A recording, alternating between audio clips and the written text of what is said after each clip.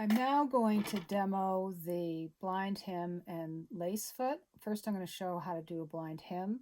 Then I'm going to show how to add a lace border on fabric. So the important thing to know right out the gate with this foot is that it has this dial. And what that dial does is it moves this guide left and right.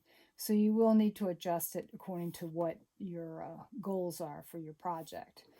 So now I'm going to put it on the Admire Air 7000. So this is basically a sweatshirt thickness of knit, and I'm going to start by folding it down to where I would want my hem to be. And I could press that if I wanted to. And then once you have that fold, you fold this back to expose a single layer that you'll serge along, trying to just get a little bit of stitching into the rolled edge or the folded edge so that you don't see very much stitching, if at all, on the right side.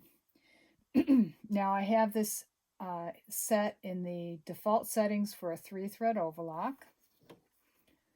And I have set up my guide so that it's in the right position. And then I'm going to start serging here. Put my presser foot down first.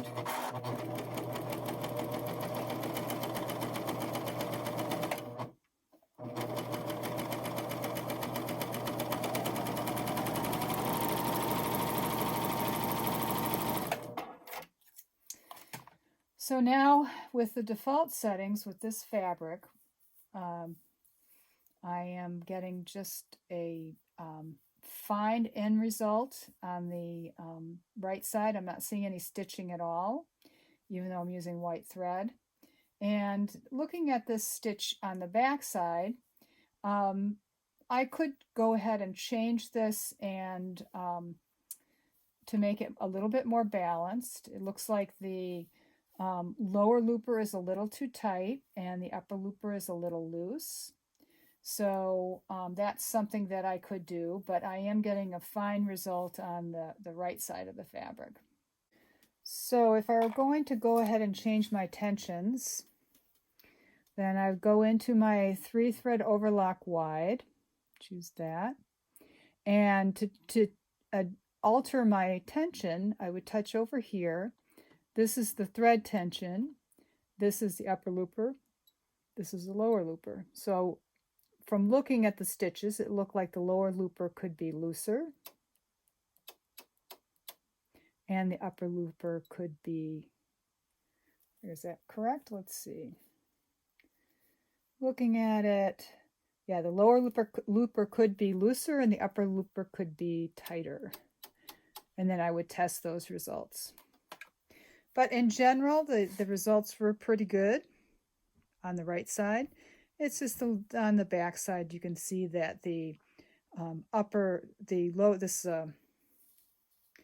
lower looper, this is the lower loop.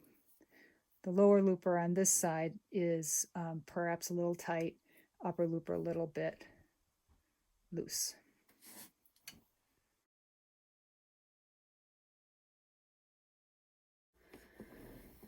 So we're going to put the wrong side of the lace on the right side of the fabric. And we want the thread to just catch the border of the lace, so I'm going to bring it over a bit, like so. Bring up my foot.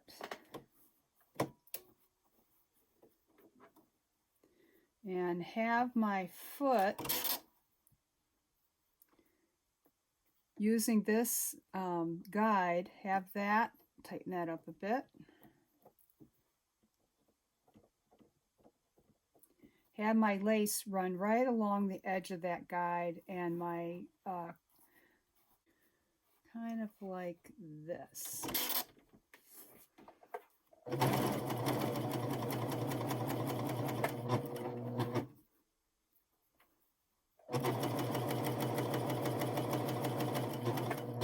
And I'm watching over here to make sure that I'm not biting into too much of the lace. I basically want to be on that stitch line.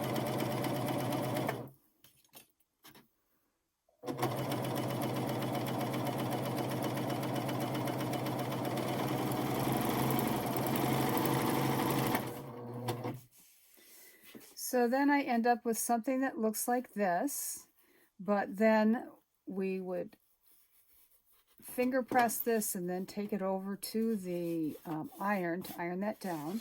So I'm going to do that now.